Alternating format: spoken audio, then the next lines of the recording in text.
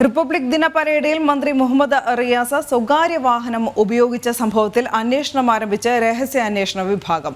വിവാദങ്ങൾക്ക് പിന്നിൽ ഗൂഢാലോചനയുണ്ട് എന്ന നിഗമനത്തിലാണ് സംസ്ഥാന രഹസ്യാന്വേഷണ വിഭാഗത്തിന്റെ അന്വേഷണം.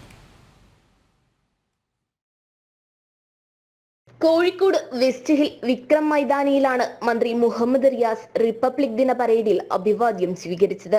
പോലീസ് വാഹനത്തിന് പകരം സ്വകാര്യ ജീപ്പ് ഉപയോഗിച്ചതാണ് വിവാദമായത്. സ്വകാര്യ കരാറുകാരന്റെ വാഹനം പൊതുമരാമത്ത് മന്ത്രി ഉപയോഗിച്ചത് വലിയ വിമർശനങ്ങളാണ് വരുത്തിവെച്ചത്.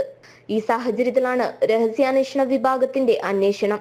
വിവാദങ്ങൾക്ക് പിന്നിൽ ഗൂഢാലോചനയുണ്ട് എന്ന നിഗമനത്തിലാണ് അന്വേഷണം.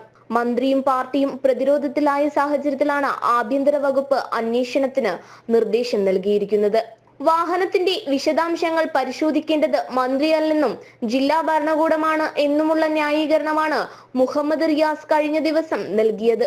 വിവാദം അനാവശ്യമാണെന്നാണ് പോലീസിന്റെയും വിശദീകരണം.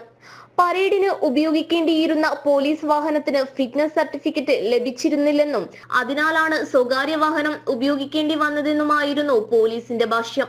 ഏതായാലും പുതിയ വിവാദവും സർക്കാരിനെ പ്രതിരോധത്തിലാക്കിയ സാഹചര്യത്തിൽ രഹസ്യാന്വേഷണ വിഭാഗത്തിന്റെ കണ്ടെത്തൽ നിർണായകമാണ്. ജനം, കോഴിക്കോട്.